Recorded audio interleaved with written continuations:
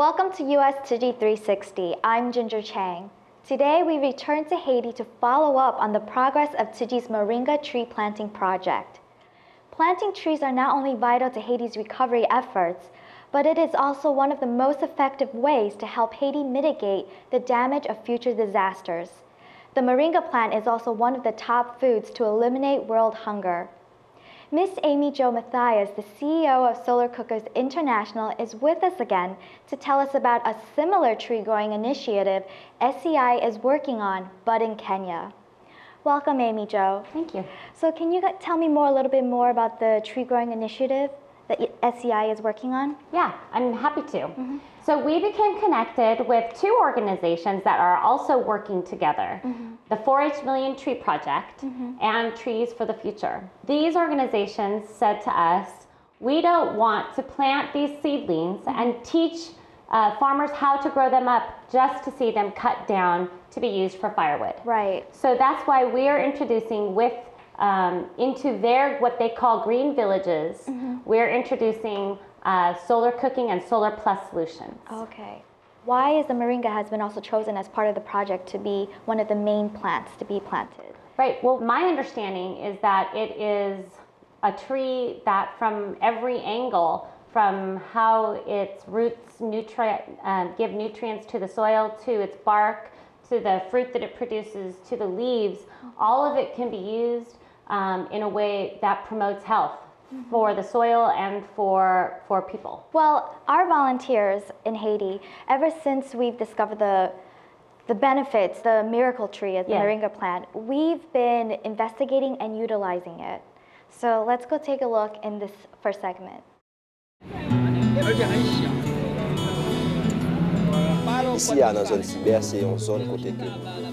Haiti's seabird region is one of many areas that people come to cut down trees.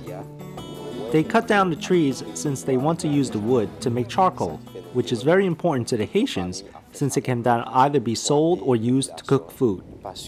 But charcoal alone isn't enough to support the population. What they really need are jobs. In Haiti, one of the biggest miseries to affect the population is unemployment. People are always looking for jobs, but they cannot find work. Some have been lucky enough to start small side businesses, but most are, unfortunately, still unemployed.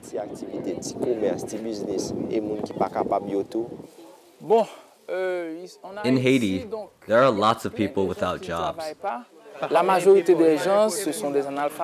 The majority of people, even those who have studied, the students who have just left school, would like a job but can't find jobs because there aren't any. Since the 2010 earthquake, Tzu Chi has come to Haiti multiple times to provide disaster relief. As a result, Tzu Chi has realized that there are three big issues. Since many of the Haitians are very poor, they don't have enough money to buy food. In an effort to earn money for food, many cut down trees with hopes of selling the wood. But since the trees are cut down at such a high rate, 97% of the land has been deforested. This has not only devastated the area, but also left the Haitian people without a key way of earning their living. When we came to Haiti, one of the things we wondered was, what was the best way to help this country? Was there a solution that could provide both nutrition and a way to help the environment? After some thinking, I realized that there must be a type of tree or plant with high nutritional value as well as a high market price. After some research, I discovered the Moringa tree. The Moringa is a drought-resistant, high-fiber, complete multivitamin food source, which is pound for pound more nutritious than common vegetables.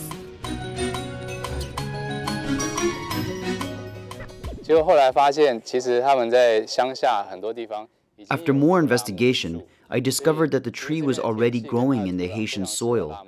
The Moringa tree is best suited to growing in very warm environments, like the one found in Haiti.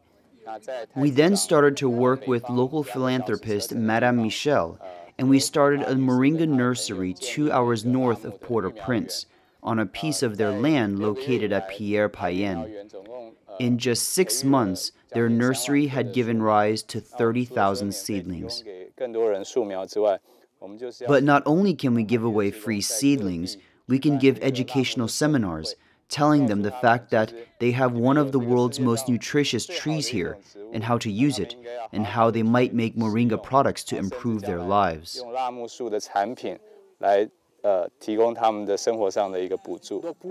Moringa superfood can be eaten fresh or in powder form, where it becomes not only more easily stored, but potentially viable as an export.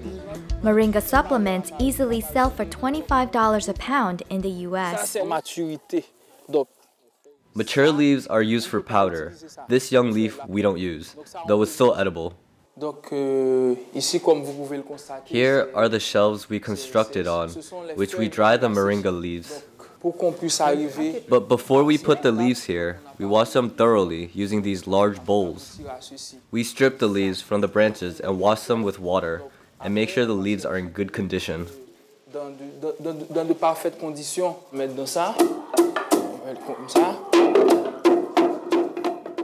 We pound the dried leaves like this. After it is powdered once, we separate the finer powder with a strainer, like this.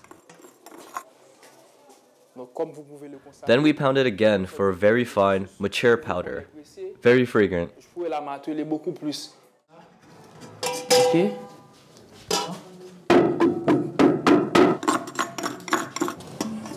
Donc ça c'est.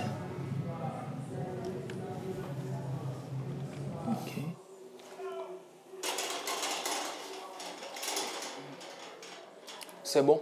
It's really great. C'est divinement bon. But Haitians only occasionally eat the moringa leaves. I've realized that they don't know about the health benefits, so they often only use the tree as a windbreaker. Here, in an area that is closer to Port-au-Prince, we hope that we are able to more easily involve the community by creating a moringa nursery. We would love to be able to turn this nursery into a great love farm and use it as a place to teach Haitians how to grow moringas as a vegetable. We can even teach them how to process and ready the powder, which is a more stable and transportable form of this nutritional superfood.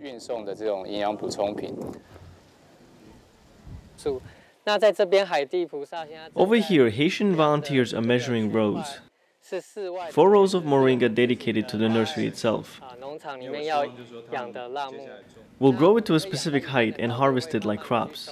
There will be 8 sections in total, so that there will always be one section harvested and dried for powder. Every week, one section will be harvested in rotation.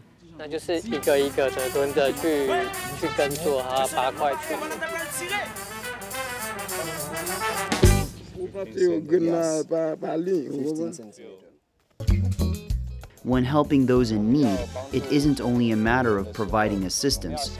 You also need to consider if aid will remain effective and of use, especially in the future. If you give these people a tool, but the people lack a way to use it, then you aren't really helping the people. That's why I believe that growing and promoting the Moringa nursery really has a meaning. It is something that the people can use almost immediately. When I think about what we will accomplish, I become very happy, since I think this project will allow us to teach the people to help themselves and the country by planting more trees. When they cut down the trees, they are not only harming the community, but more so themselves. By planting moringa, I believe that we will slowly be able to move away from a harmful lifestyle. I know that the changes will be hard for the people to accept at first, but if we take things slowly, one step at a time, they will eventually realize that it is in their benefit to stop making charcoal. I know that in time, they will come to embody Tzu Chi's philosophy about nature and the environment. I believe that in 3 months, this nursery will soon be ready for the growing and processing of the plant's leaves into powder. Many people will also be able to grow their own patches of the plant and even distribute the matured crop to orphanages and elderly homes. By getting the local people more familiar with the moringa plant, we will also be able to attract more interest as well as more volunteers. With more people here helping, it goes without saying that we will be able to increase moringa production capability and general economic opportunity.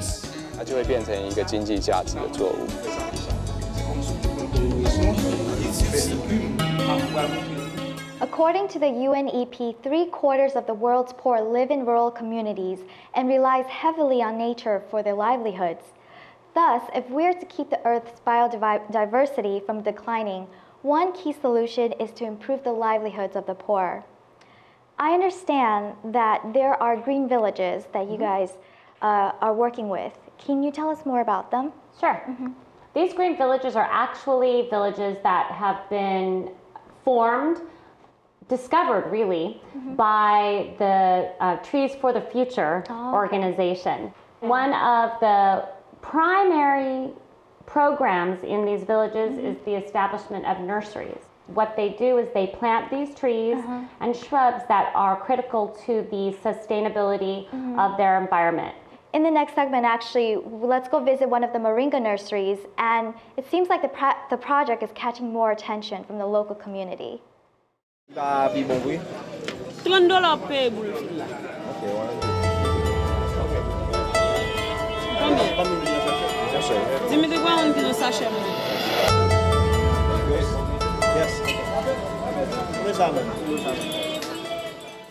At Tzu Chi, we often say that our plans can never adapt fast enough to the changing current situation. Before we came, we made a very clear and detailed plan, but as soon as we got here, many things arose that we hadn't anticipated. Before we got to Haiti, I made a list of items that we needed since I didn't want to waste time acquiring them. But when we arrived, the items had still not been acquired yet. In fact, the local volunteers were determined that we accompany them to the market so that we could inspect the supplies and prices.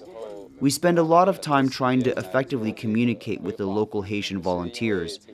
Due to location restrictions or differences in culture, opinion, and especially language, we often find that it takes a lot of time to convey our thought processes. The volunteers first have to clear the land and then dig up the soil, but these are not tasks that they have much experience with or are used to doing. Building a beautiful farm like this is difficult and requires a lot of hard work that people are new at.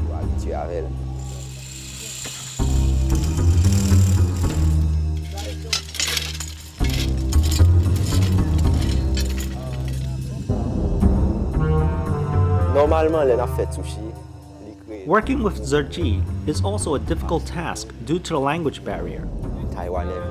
Since the majority of the American and Taiwanese volunteers that come only have a rudimentary understanding of Haitian and French, we often have an issue communicating.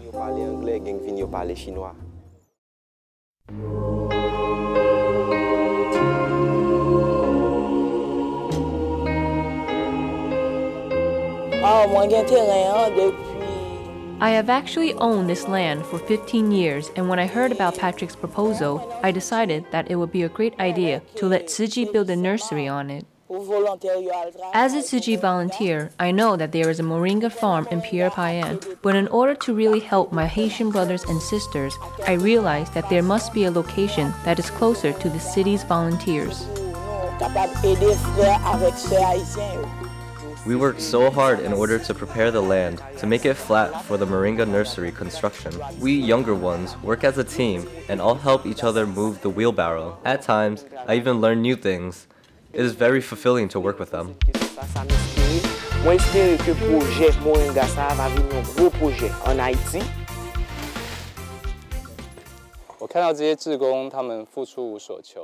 The volunteers really put in a lot to come help us. I know that some of the volunteers got out of bed this morning at 5 a.m. They then had to change tap-tap buses 3 times to arrive nearby.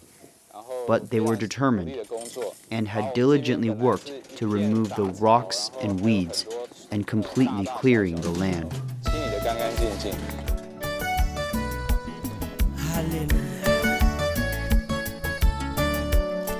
Béni soit l'Éternel.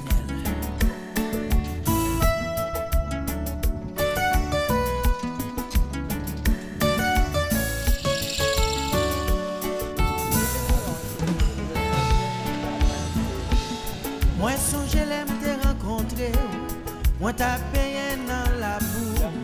Jésus te prend moi ou lave moi.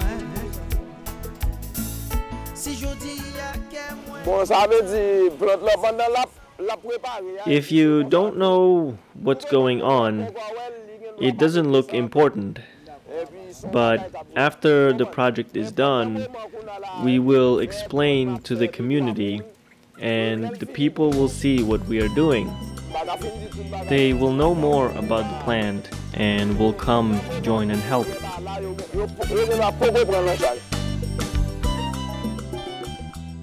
There are a lot of volunteers here today to help pack the moringa seeds into seedling bags to be given away to the needy. 2 of the volunteers that came to help are even doctors.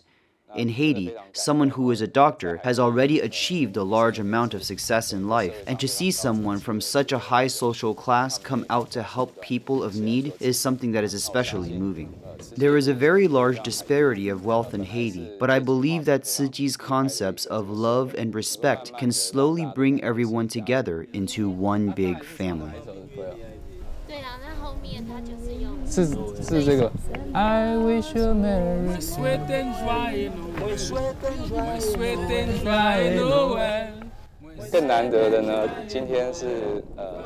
Even more surprising is the fact that it is Christmas Eve today. This is usually a time that is spent with family, but all these people gave up their own time to come and be volunteers. For that, I'm very grateful. We watch them working and singing carols as if they're putting their hearts into something that they love doing. We didn't force them to come help here. At Tzu Chi, helping is all about being happy to be a volunteer. I hope they spread stories of the fun and encourage more people to participate in meaningful charitable work.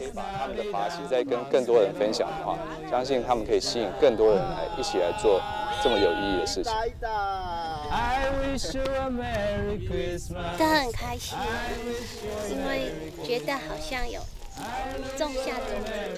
Of course I'm having fun here because I feel like planting a seed is like having hope.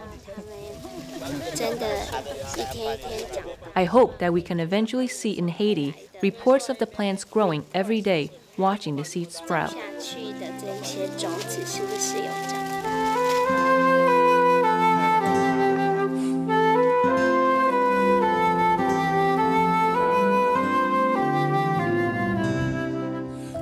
I hope that at this Moringa farm, Tzu Chi Haitian volunteers can come and prepare the seedling bags while chatting, bonding, and sharing with each other their hopes and dreams. If they are able to do this, they can elevate their country and rise above its many hardships.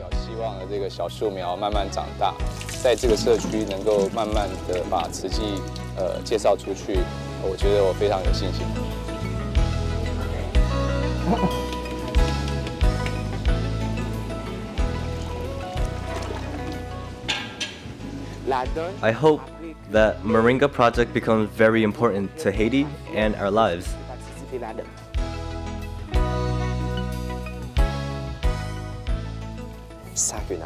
This is why we come together. It's to give love.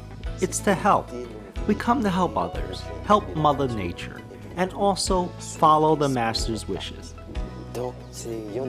That is the reason why I can stand up here with my shovel, working, because we have a similar spirit that guides us, in spite of our differences.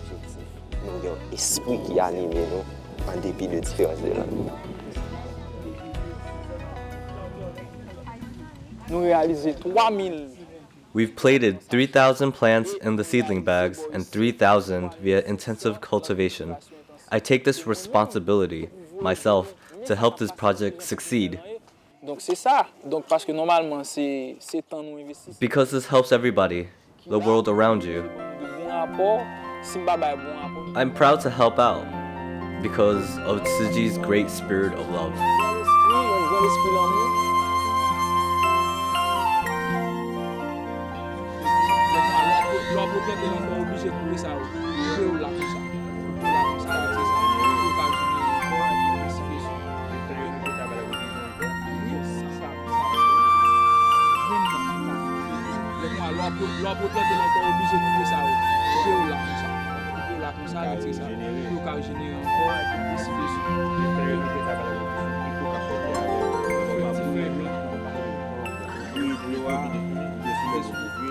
Welcome back. So AmyJo, one of our Haitian volunteers, Georgia, says his biggest thing is to see the project succeed. So as the CEO of SCI, what are your future plans? We know that any technology is best when it's consistently improving. So we are trying to focus on improving the technology of the lowest cost cook it. And then finally, I would say what we're trying to do is improve our interaction with other non-governmental organizations, community-based organizations, governments. Well, thank you very much for coming on to the show. You're welcome. It's been wonderful. I hope you enjoyed yourself. Yeah. Thank you.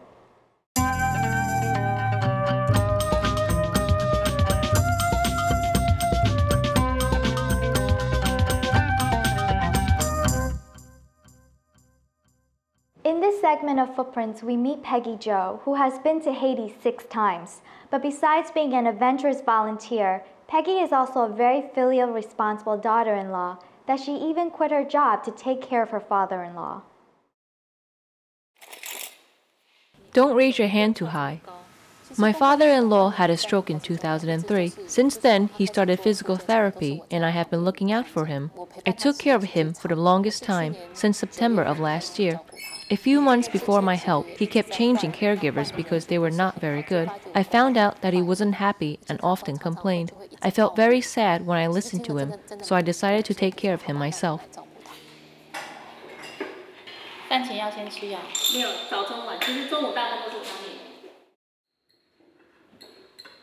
He mostly follows what I say. He trusts me more because I am braver. Since his stroke, I've introduced many first-time experiences to him. It's really hard for her.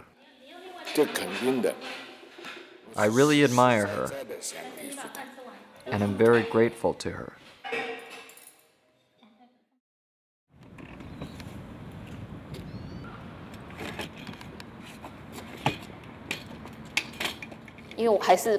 I can't just stay home with him all the time, so if I have a Tzu Chi activity nearby, I often take him there. When he is there, many Tzu Chi volunteers will greet him, "Uncle Chow, how are you?" I can tell that he looks more relaxed and happier. I hear less negative things from him now.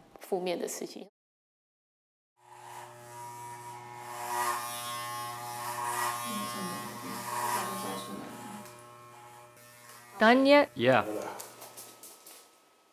Wow, now you can't see any hair that were just cut. See what? Hair. You can't see the hair because hair became white. I myself feel very good. I sense that he feels happier being with me. Whenever our volunteers go abroad for international disaster relief missions, they are well aware of the dangers it entails. Peggy Jo encountered a moment like this during one of her trips to Haiti. Thankfully, the UN peacekeeping forces were there to stand guard and keep Tzu Chi volunteers safe. I'm Ginger Chang, and I'll see you next week.